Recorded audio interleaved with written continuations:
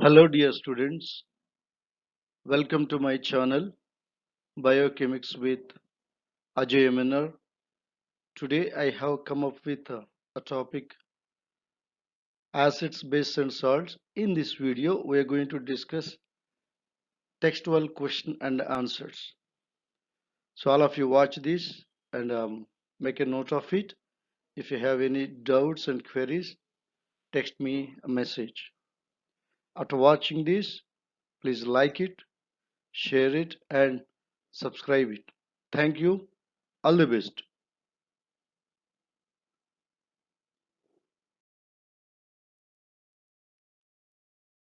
Here is your first question. You are given three test tubes.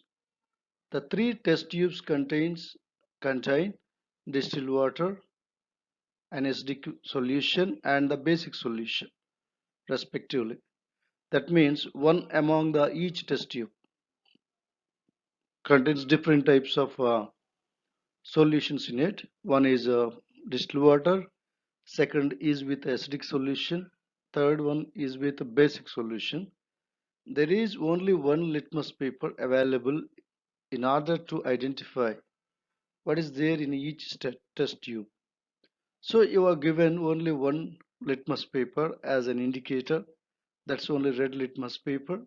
With the red litmus paper, you have to identify in which test tube what kind of substance is present. How will you find out what is in each of the test tubes?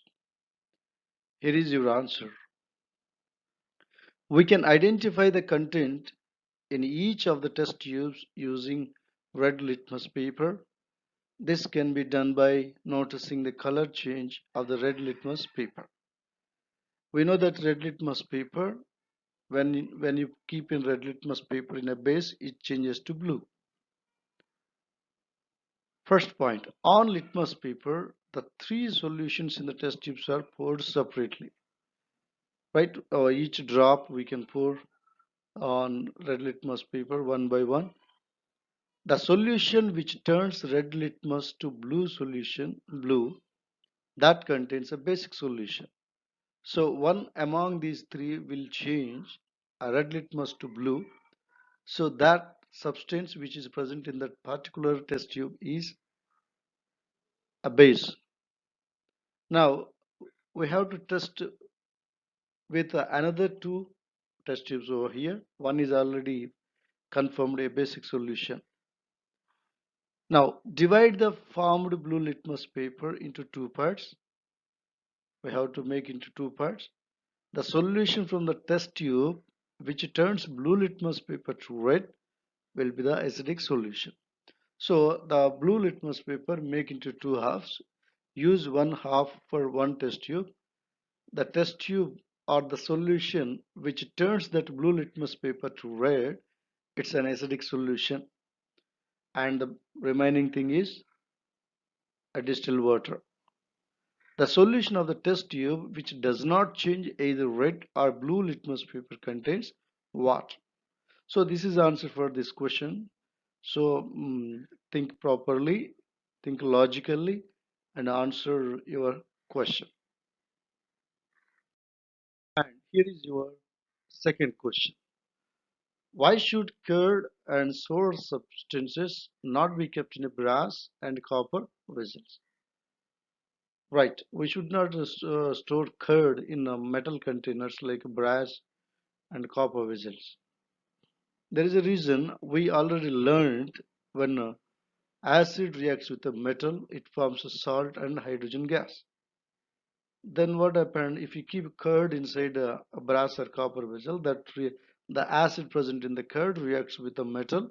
It forms a corresponding salt and hydrogen gas. Then the curd is not fit for consuming, and same time the containers they may get holes also. Now let's see the answer. Curd and sour food substances contain acids. These acidic substances combine with a metal. Curd contains curd contains like lactic acid. This lactic acid that react with a metal, it forms corresponding salt and hydrogen gas.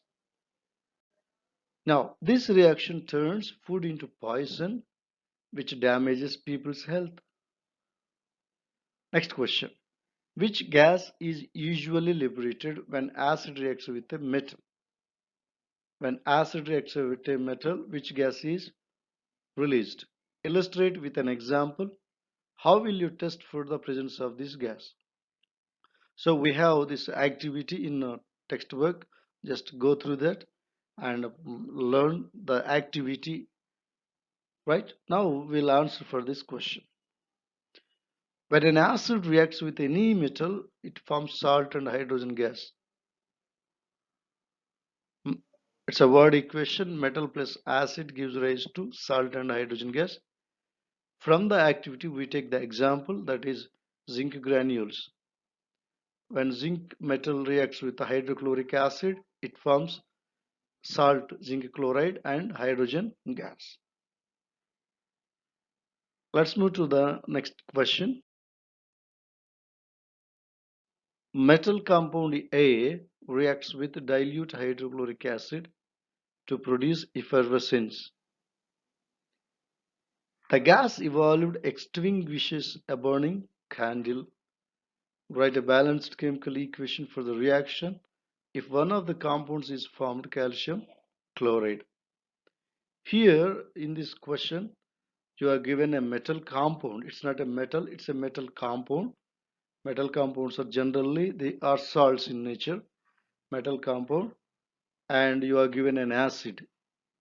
So during the reaction, you can see some effervescence. That means a rapid bubble formation during this reaction in a test tube. Same time, that means this shows some release of some sort of gas over here. When you test this gas with a burning candle, the candle gets extinguished. Right? This is one of the clues. Extinguishing fire. Generally, carbon dioxide is the one which extinguishes the fire. And one more thing is, write a balanced chemical equation for the reaction if one of the compounds formed is calcium chloride. So one compound is given calcium chloride, which is a salt. Then we have to find out the other types of products in this reaction so formed. Now let's see the answer. As the metal compound released calcium chloride, the gas evolved here is carbon dioxide, because which we just saw in the question, it extinguishes a burning candle. Hence, a metal A should be calcium carbonate. Then only there is a possibility for release of carbon dioxide which extinguishes fire here. So calcium carbonate compound, metal compound A is a calcium carbonate. Hence, the reaction between calcium carbonate and hydrochloric acid is calcium carbonate is a basic substance. Hydrochloric acid is an acid, true acid. Right? When acid reacts with a base, it forms salt and water. And when acid reacts with a basic substance also, it forms salt and water. And of course, in this reaction, we have carbonate. Carbonate releases carbon dioxide.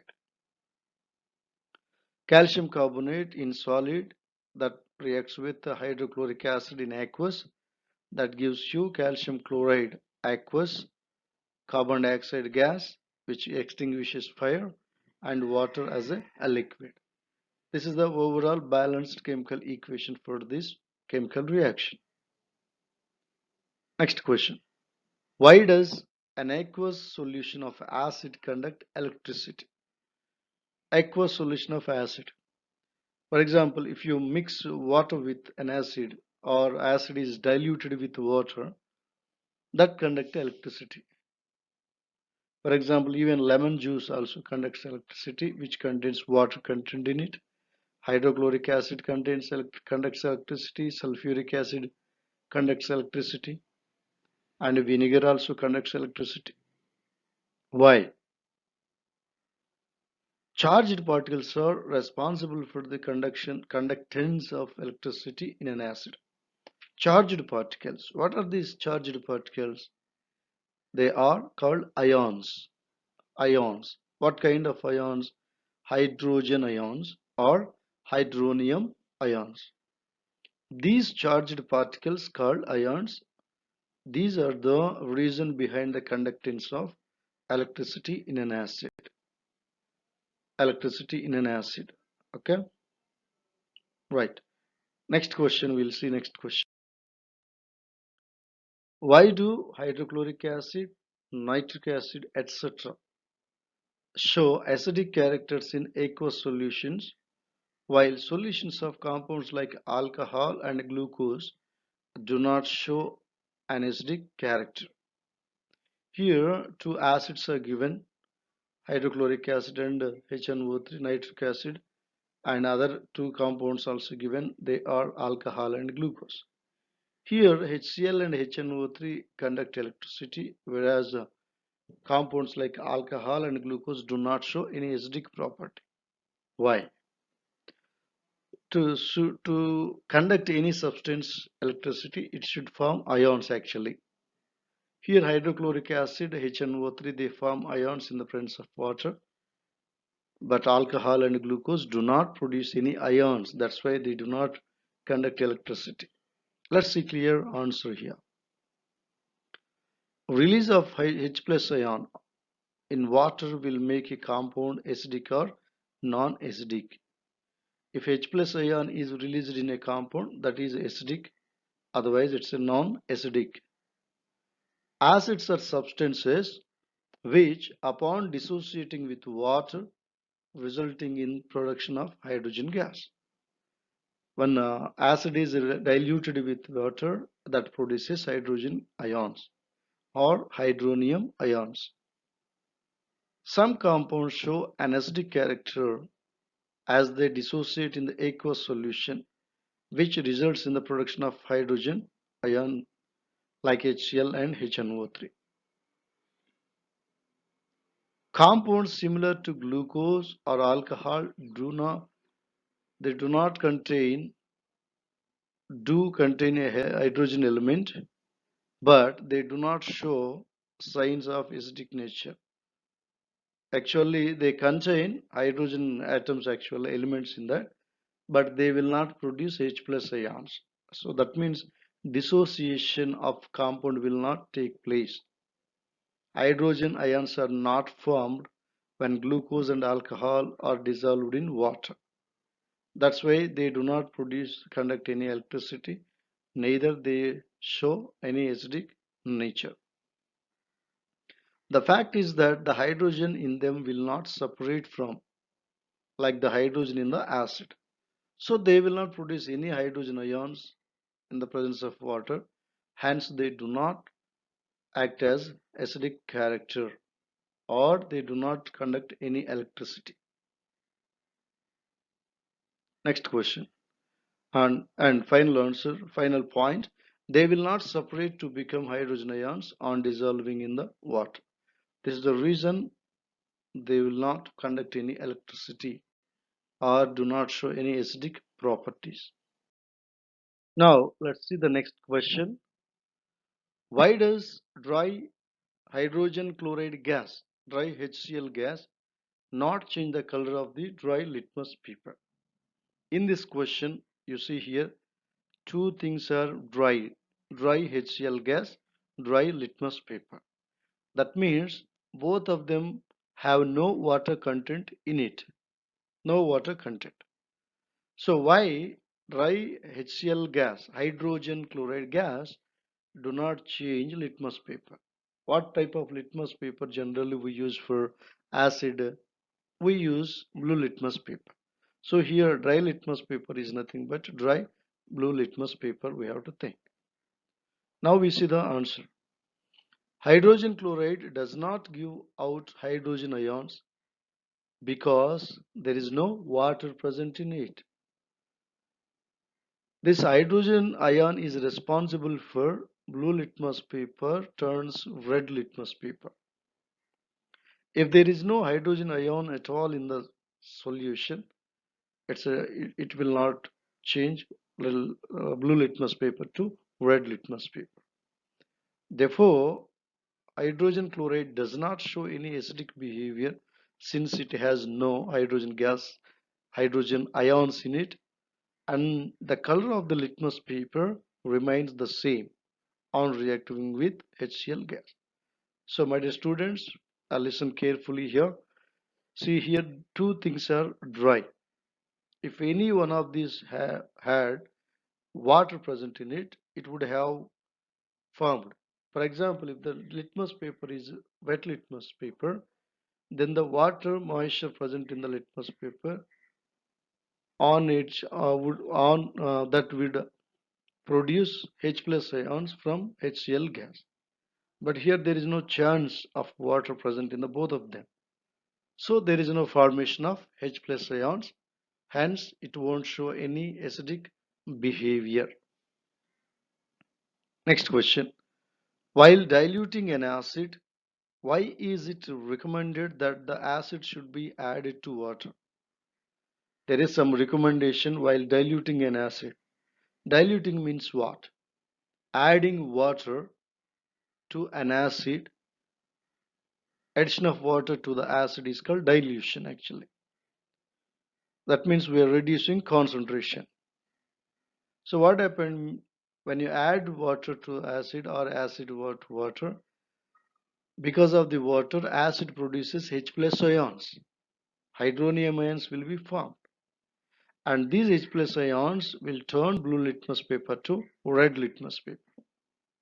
But while diluting an acid, we are recommended that we should add acid to the water, but not water to the acid. Why? Let's see answer. While diluting an acid, it is recommended that the acid should be added to water and not water to the acid, because if water is added to a concentrated acid, it releases a huge amount of heat. That means number of hydrogen ions will be produced, along with a huge amount of heat also will be produced, which may result in an explosion and can cause acid burns on face, clothes and body parts.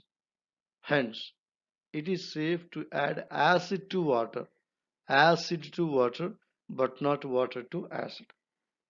See children, here we have to take some water 1 ml, 2 ml or 10 ml in a beaker or test tube. Then we have to add acid drop by drop to it. So on addition of acid to water, what happened? Hydrogen ions will be produced, heat also will be produced. The so produced heat will be absorbed by the water, then there will be no problem. But if you add water to acid will be high amount generally in a test tube or in a 10 ml or something.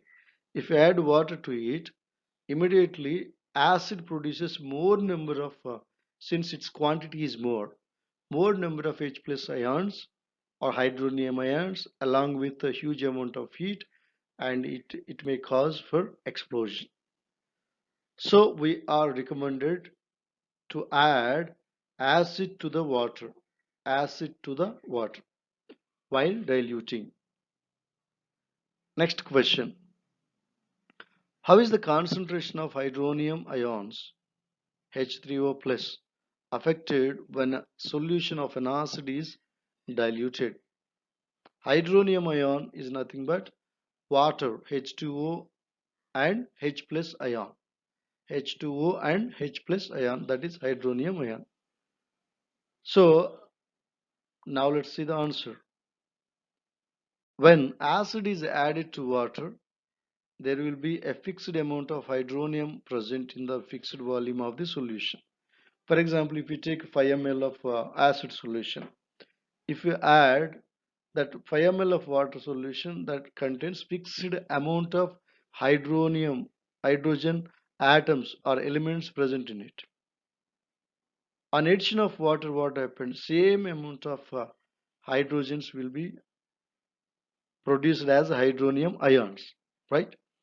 If we dilute the solution, still dilute the solution, already in that hydronium ions are present.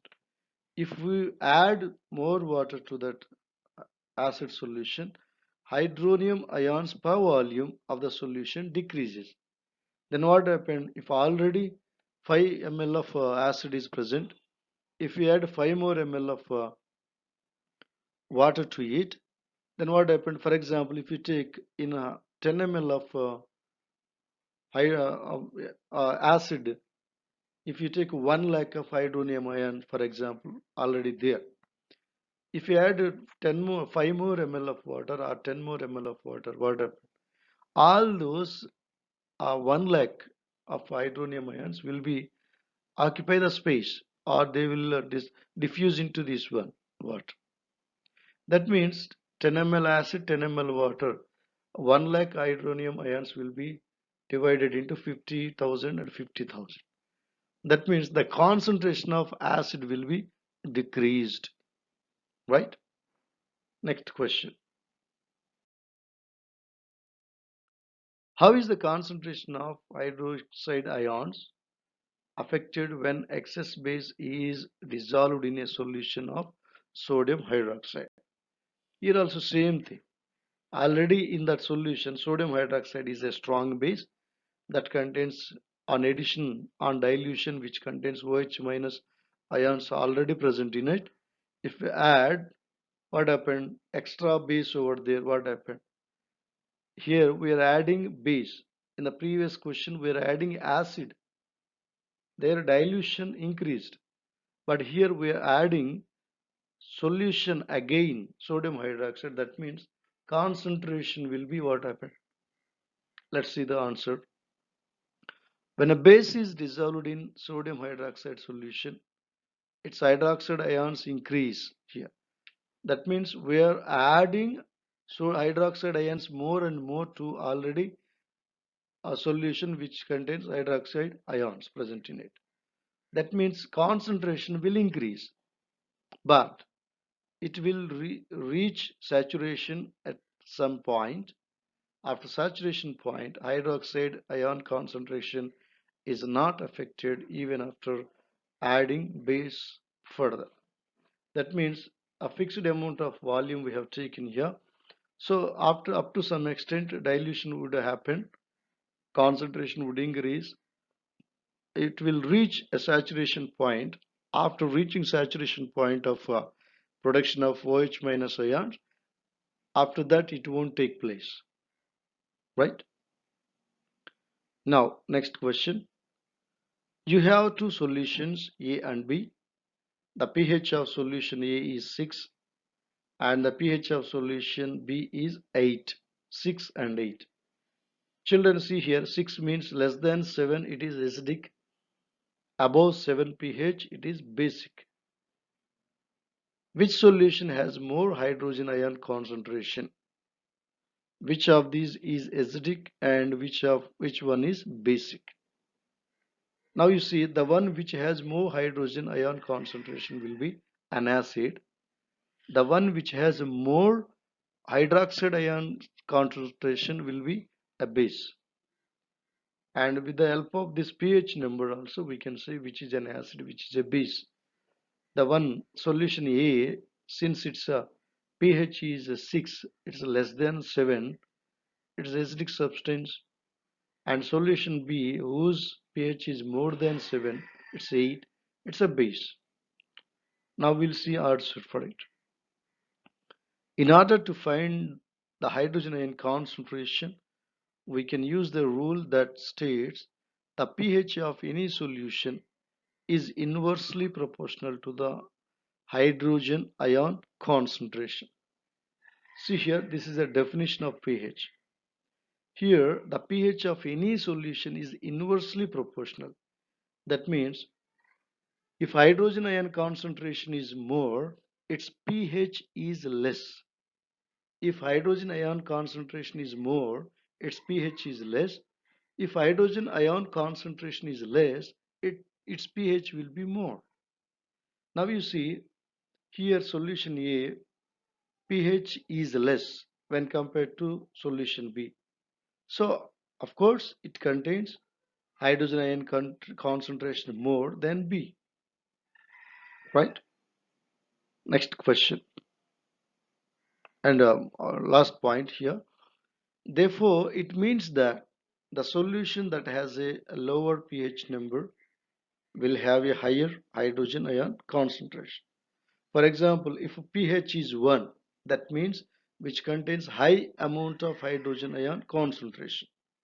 If pH is 14, that contains the least amount of hydrogen ion concentration. So we know pH scale it moves from 0 to 14, 0 being highly strong acidic, 14 being strong basic. Hence, solution A will have a higher hydrogen ion concentration. Next one.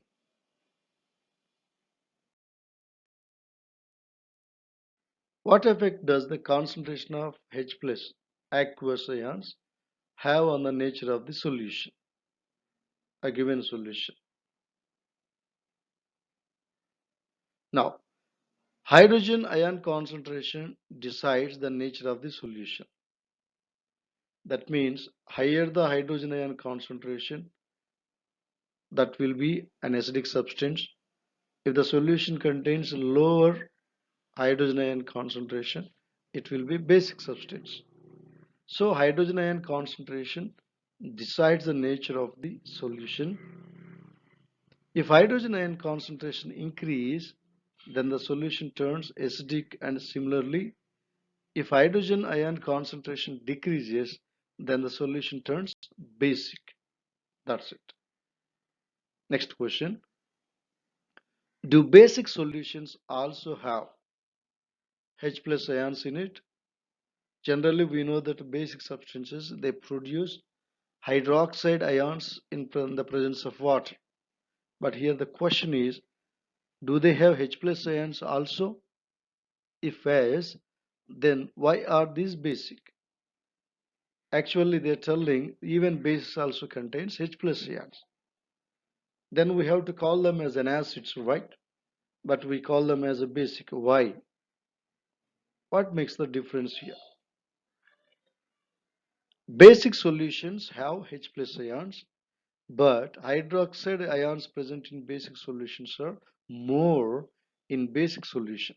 That means, see here, basic solution also contains hydronium ions present in it, but they are very less quantity when compared to the hydroxide ions.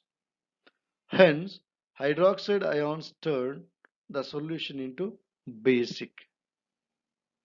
Very less amount of hydrogen ions are present, but hydroxide ions are very high. These hydroxide ions turn the solution into basic. If H plus ions are more, that turns solution into an acidic. Next question. Under what soil condition do you think a farmer would treat the soil of his fields with quicklime, calcium oxide, or slaked lime, calcium hydroxide, or chalk, calcium carbonate?